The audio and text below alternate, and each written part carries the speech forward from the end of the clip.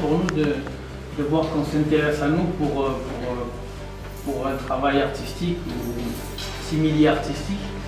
Et franchement, c'est quelque chose qui nous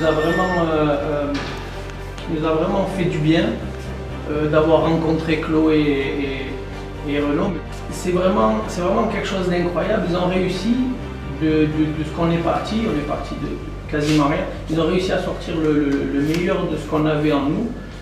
Et c'était pas gagné parce qu'il n'y avait pas grand chose de viable. Et pour faire aujourd'hui, voilà ce que vous voyez aujourd'hui ici. La culture et l'art sont une très bonne médecine, je m'en suis aperçu dans cette incarcération-là. Et je pense que je vais continuer là-dessus de mon côté.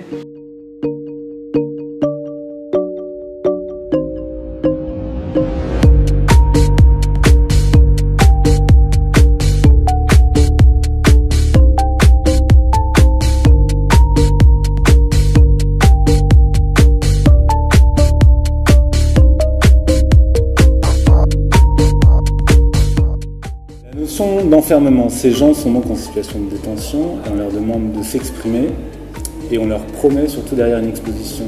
Donc, ce qui était très intéressant, c'était ce jeu entre l'intérieur et l'extérieur, le fait qu'on amène des œuvres à l'intérieur de la prison pour qu'ils s'inspirent, donc des sortes de muses.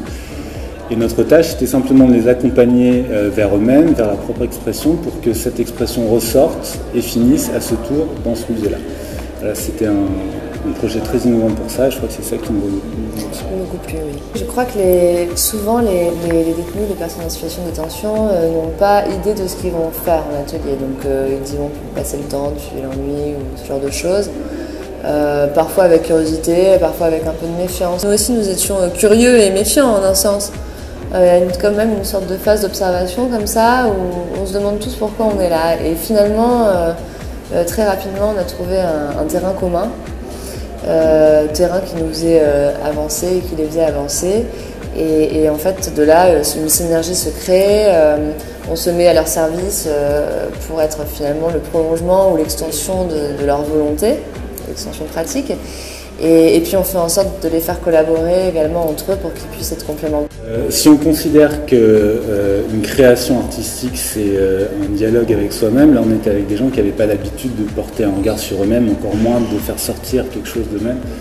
Donc la première chose qu'on a cherché à faire, c'était simplement de leur présenter ces œuvres-là qui étaient censées les inspirer, d'essayer de voir quels échos il pouvait y avoir en eux, et quel dialogue ils pouvaient nourrir avec ces œuvres eux-mêmes, etc., etc. Et il y a eu une petite période de flottement qui était nécessaire, je pense, une période de latence. Et très rapidement, ils ont commencé à écrire, à dessiner, à s'exprimer. Et là, tout était arrivé très très très rapidement. On était surpris même de voir la force de création, de créativité qui était là. On a un peu cadré, vraiment plutôt d'ailleurs sur les aspects techniques, parce qu'ils avaient déjà un discours, ils avaient déjà quelque chose à dire, ils avaient déjà des idées. Et on les a accompagnés jusqu'à la fin et ça a été assez surprenant d'ailleurs. Et je pense qu'eux-mêmes ont été surpris, au-delà du syndrome de la page blanche qu'ils ont tous plus ou moins connu, à un ou deux près. Du moment où ils ont enclenché, ils étaient quasiment surpris de fabriquer des choses, de se retrouver avec des choses devant eux. Ces gens-là étaient tous volontaires. Donc ils avaient un intérêt à venir, peu importe lequel. Alors d'intérêt, il y en a plusieurs. Pour être franc, les gens qui participent à des ateliers peuvent négocier des remises de peine derrière, ça peut être une motivation.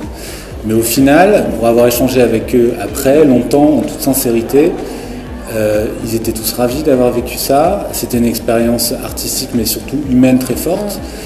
Une expérience aussi pour la prison qui a permis quand même l'entrée d'artistes avec beaucoup de matériel, souvent... de petits passe-droits, mais c'était une certaine agitation quand même pour le monde carcéral. Et on pensait qu'on aurait peut-être des difficultés à cause de certains matériaux. Ça n'a pas du tout été le cas. Non seulement nous n'avons pas eu de difficultés, mais vraiment le personnel nous a facilité les choses. Oui, véritablement. On a quand même eu beaucoup de facilitateurs et d'adjuvants. Et ensuite, clairement, ça a été tellement bien reçu. Enfin, tout de suite avec beaucoup de gentillesse, de sympathie, beaucoup de respect également. C'est un univers un peu particulier, donc c'est son temps de tension. Mais du coup, finalement, les rapports humains sont très structurés et extrêmement cordiaux. Toujours vraiment dans une extrême politesse. Et du coup, ça devient très sympa. Et puis, en effet, avec leurs différentes natures, mais dès lors qu'il y a un groupe, on a affaire à ça. On a toujours le bout en train, le rieur. Ouais. Et du coup, on a fini par beaucoup rire.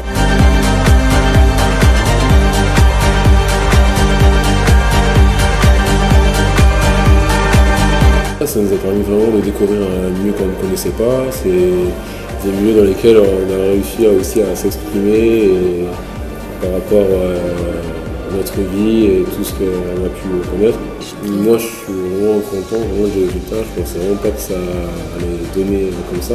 Du résultat, je suis content de mon œuvre et des œuvres des autres. Ça fait plaisir.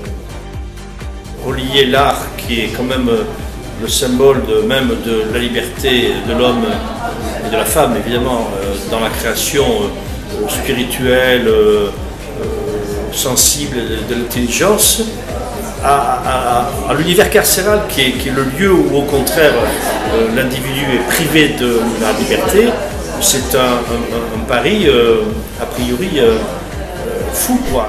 Après, l'expo est tout à fait extraordinaire pour ça, parce qu'elle montre à la fois par la sensibilité des artistes détenus, par l'exaltation parfois de leur motivation, par les sujets traités, combien ce projet vraiment a abouti. Et alors ça fait banal de dire ça, parce que positiver un tel projet, ça semble un peu suspect dans la société actuelle, mais c'est vrai que ça a du sens. Voilà. Moi, je suis très heureux de l'avoir vu. Voilà.